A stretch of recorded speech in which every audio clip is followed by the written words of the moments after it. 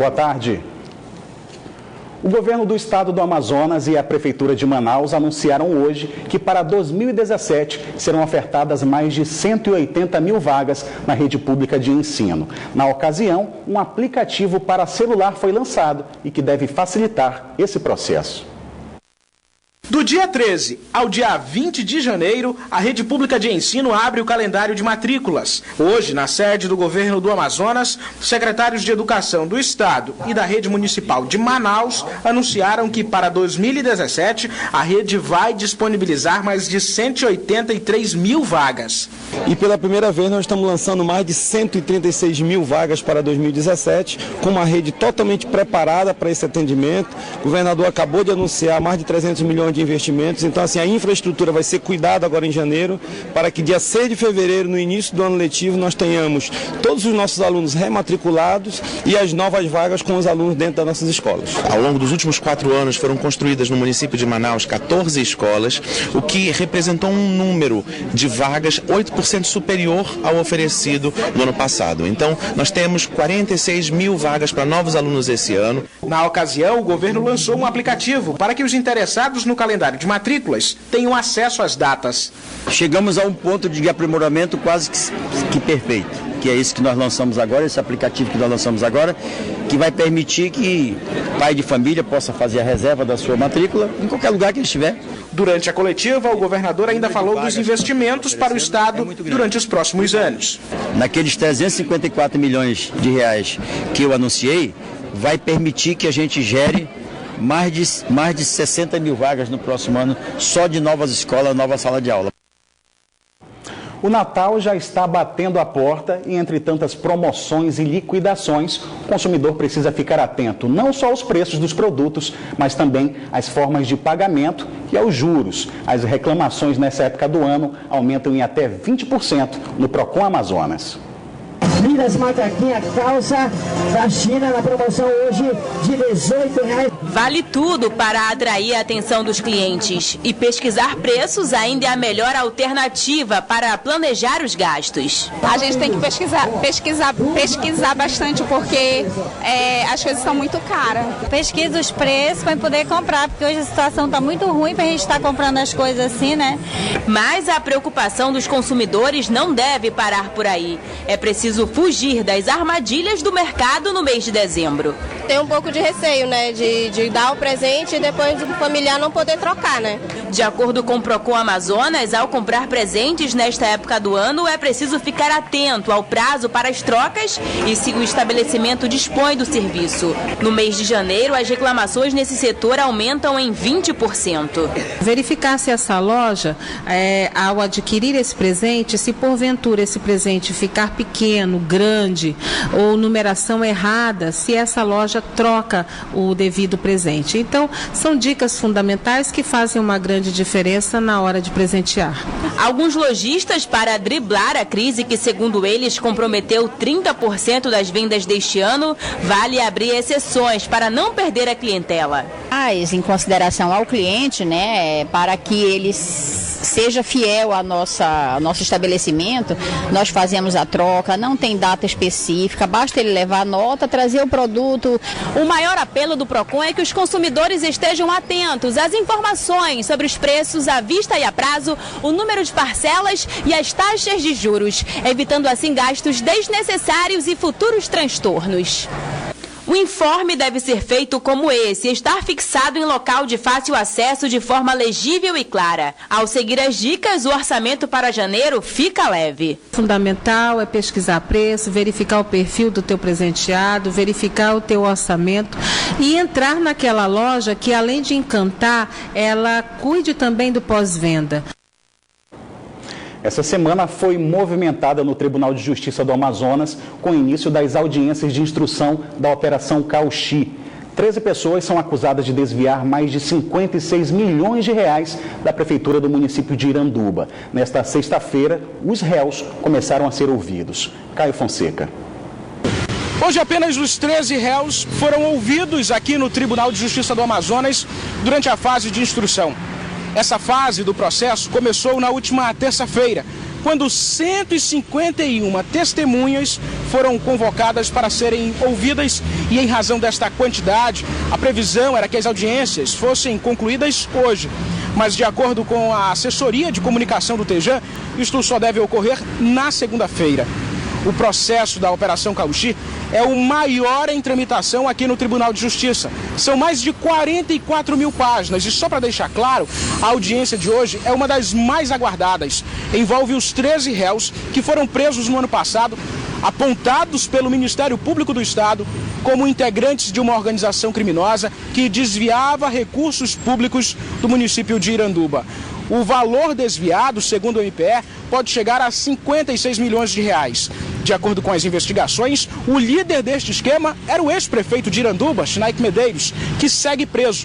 Ele e mais 5 pessoas. O Ministério Público disse ainda no início da semana que pedirá a condenação máxima para o ex-prefeito. O processo ainda não tem data para ser concluído. Somente a fase de audiência de instrução, que deve acabar na segunda-feira. Caio Fonseca, para o Band Cidade. Muitas famílias já estão ansiosas para comemorar o Natal, que já é no próximo fim de semana. Mas atenção com as instalações elétricas dessas decorações natalinas. Os especialistas alertam para os cuidados que deve ter para evitar acidentes. Somente o tradicional pisca-pisca para a árvore de Natal já não mais atende à necessidade do consumidor. Por isso, as opções são variadas. Aqui a tecnologia ajuda a dar mais vida na decoração natalina. Difícil entrar numa loja e sair sem levar algo para completar os enfeites em casa com a proximidade do Natal. Final de ano tem que usar o espírito natalino, né? Essa loja, que foi toda preparada para o período, espera um aumento nas vendas de até 30% em relação a 2015. Com essa crise, muitas pessoas não podem comprar tanta quantidade, então nós baixamos os preços. Os produtos aqui deixam qualquer ambiente no clima de Natal, mas esse especialista orienta sobre os cuidados com a iluminação natalina, que além da instalação, merece atenção ao sair de casa ou na hora de dormir durante o período das festas de fim de ano. Uma dica é nunca desligar os aparelhos elétricos, puxando pelo cabo ou fiação. Para isso, o plugue deve ser utilizado. O desligamento evita o consumo desnecessário de energia e também evita acidentes. Ainda sobre isso, ele também deve verificar, evitar, na verdade, o uso do T ou da extensão. Isso pode sobrecarregar aquele ponto de energia, tomada de energia que está conectada na sua rede elétrica. Os enfeites de lâmpadas LED são mais econômicos e os produtos impermeáveis mais seguros. E deve verificar, evitar fazer a proximidade dessas lâmpadas em objetos ou até mesmo em enfeites que podem ser inflamáveis. E isso evita o risco de incêndio. Todo ano, as vendas desses artigos aquecem o comércio, que se empenha com a criatividade para driblar a crise. Mas as dicas de segurança para o consumidor também são importantes.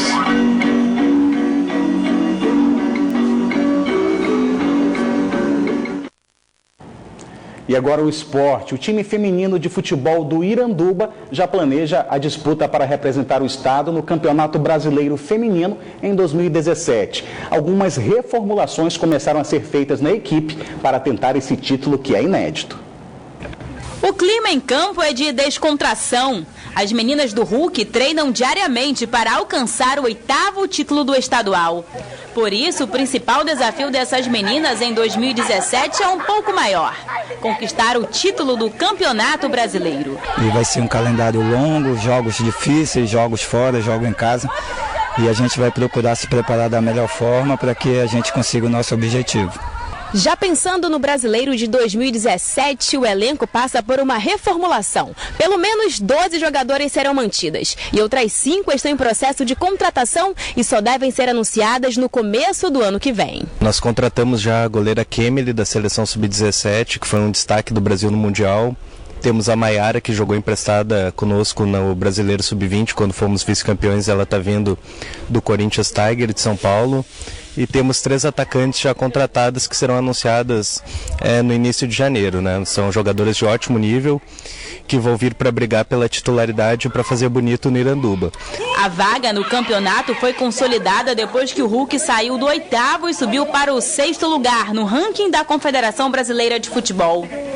Vitória acredita que no próximo ano o time pode subir mais com os novos reforços. Que vem vai ser bem melhor pelo fato de ter integrantes novas, vai ser mais experiência para a equipe, mais união, mais vontade, mais força e com certeza, se Deus quiser também, a gente sai com mais um resultado positivo. Dos times que vão participar do campeonato Brasil afora, a equipe do Iranduba é uma das poucas que mesmo no recesso ainda continua treinando. O tempo de preparação era curto, era 2 semanas mais ou menos, no máximo 1 mês, e dava para fazer pouca coisa, porque tinha que trabalhar a parte física, a parte do tática, técnica.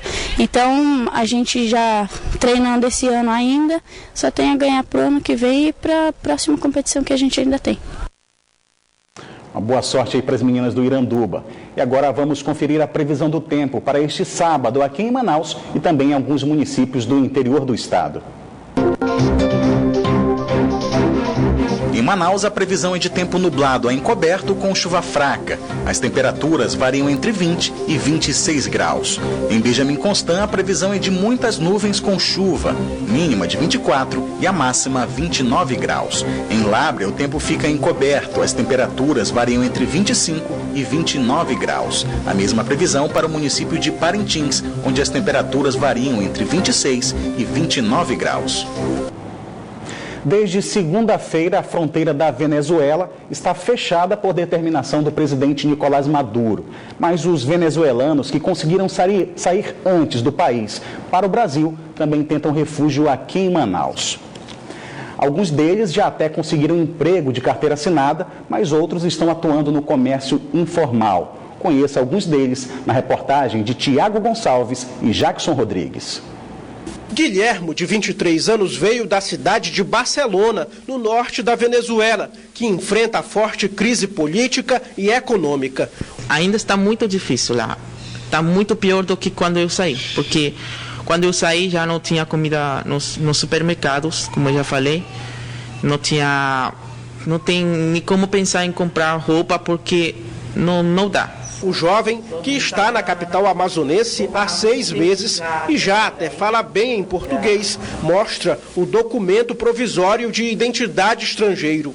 Ele lembra que ao chegar a Manaus, saiu nas ruas pedindo ajuda, mas agora conseguiu um emprego de carteira assinada em uma operadora de planos de saúde. Consegui emprego rápido por causa disso, porque eu me preparei bem. Antes, o venezuelano que está morando na casa do migrante, Dom João Batista Scalabrini, chegou a trabalhar em uma padaria, porém ganhando muito pouco. Com o salário que passou a receber no emprego no plano de saúde, tem ajudado a família que ficou na Venezuela. Já consegui mandar alguma coisa para eles, dinheiro, alguns produtos básicos. Eu consegui mandar poucos, mas eu consegui, de momento. De acordo com informações da Polícia Federal, em 2015 foram registrados 367 pedidos de refúgio de venezuelanos no Amazonas. Em 2016, até outubro, foram feitos 792 pedidos. Ainda de acordo com a PF, a situação dos refugiados após a entrada no Brasil é analisada e acompanhada pelo Ministério da Justiça e Cidadania. Muitos venezuelanos se fixaram em Boa Vista, em Roraima. Outros seguiram para a capital amazonense. Os haitianos, eles tiveram todo um apoio, né, da política até brasileira, não tanto na questão da acolhida, mas na questão da documentação.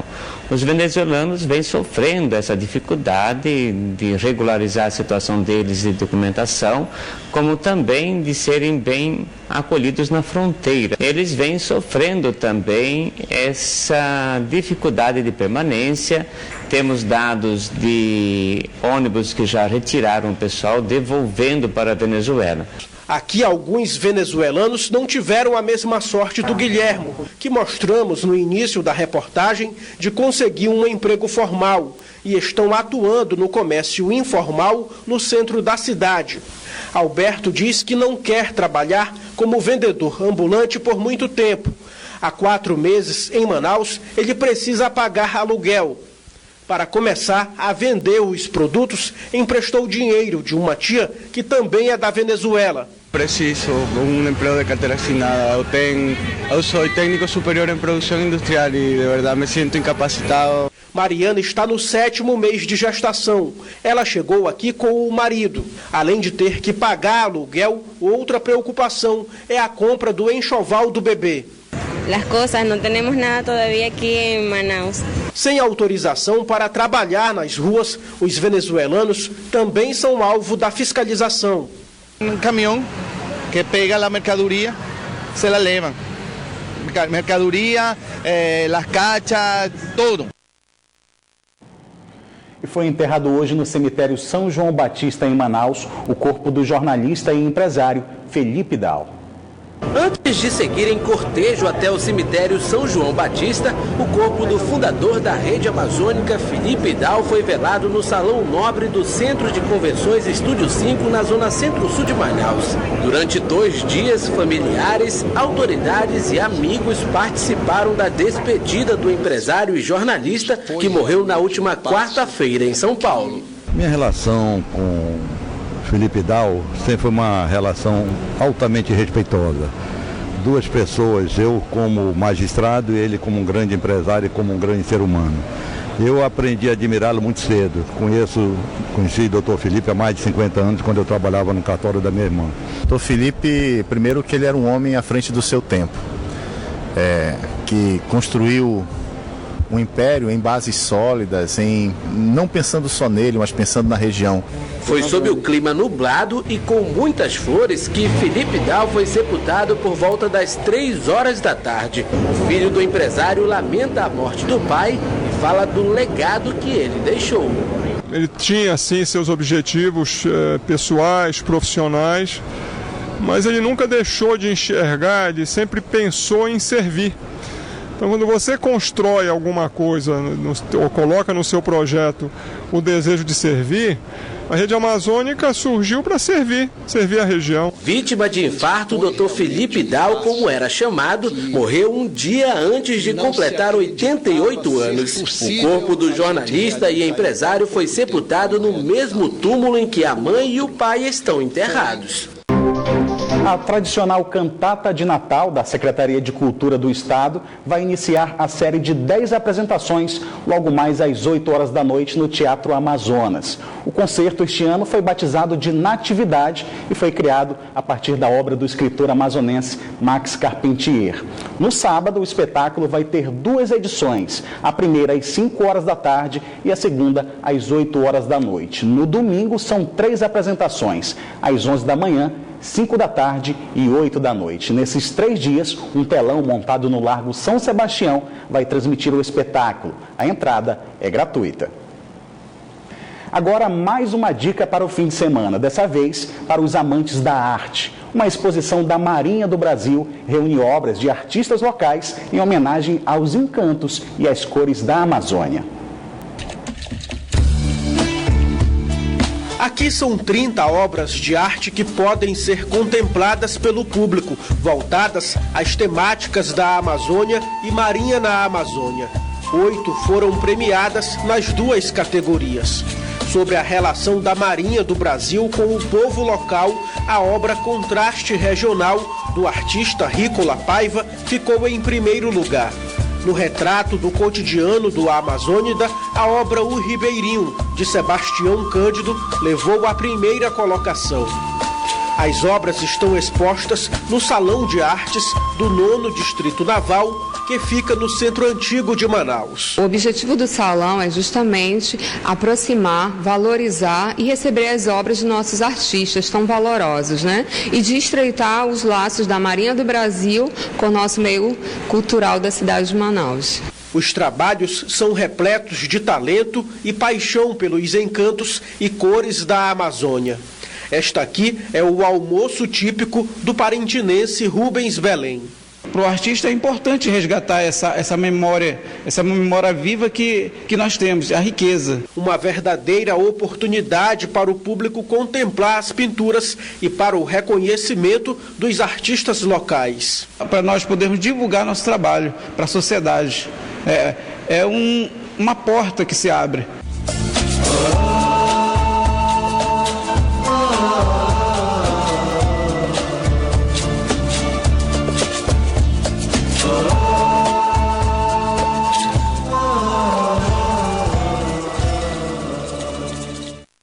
São belas obras.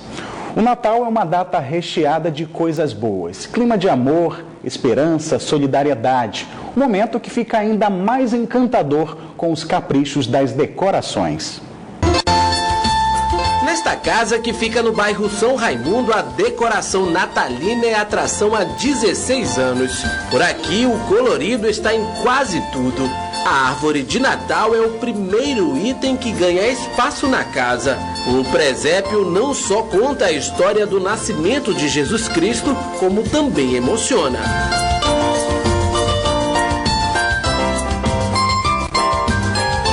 A família toda gostava de Natal. E aí a gente foi crescendo com isso. A princípio, eu levava sozinho, né? Gostava disso e era meu, era totalmente meu quando era no quarto de cima. Aí um dia minha mãe fez uma cirurgia, né? E ela ia morrer. Então, eu fiquei desesperado, né? Eu me peguei como Jesus de praga e falei para ele que se minha mãe se salvasse, eu desceria a cidade de Natal para o andar térreo. E foi o que aconteceu.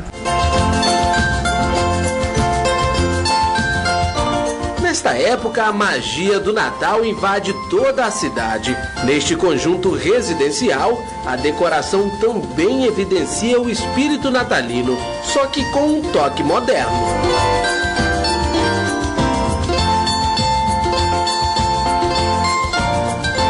Os personagens infantis tomam conta da ornamentação.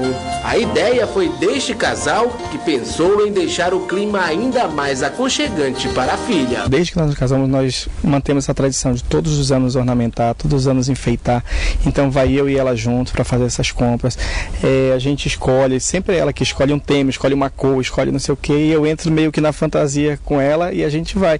E no final do ano a gente reúne a família em casa, faz um jantar, então tudo isso é a família que motiva a gente. Além de deixar a casa mais bonita, bem clima natalino e tudo mais, eu pensei, vou fazer algo que chame mais atenção ainda. E eu pensei em fazer o Natal da Peppa. Tanto que esse ano eu personalizei o Natal, né? Eu personalizei e fiz para a árvore de Natal várias Peppas, entendeu? Fiz para ornamentar a casa também várias Peppas, todas com um gorrinho, né? Porque minha filha gosta. Eu acreditei que isso fosse deixar ela bem feliz. O Natal... Você pode acompanhar outras notícias nas redes sociais Facebook e Twitter da Band Amazonas. E para rever nossas reportagens, acesse youtube.com/Band Amazonas e clique no link vídeos. Você também pode enviar sugestão de reportagens para o nosso WhatsApp. O número é o 99205-1478. Só lembrando que no domingo tem a final da Copa Caixa Internacional de Futebol Feminino. Brasil e Itália estão na final e a transmissão você confere aqui na Band. Uma boa noite para você e um bom fim de semana.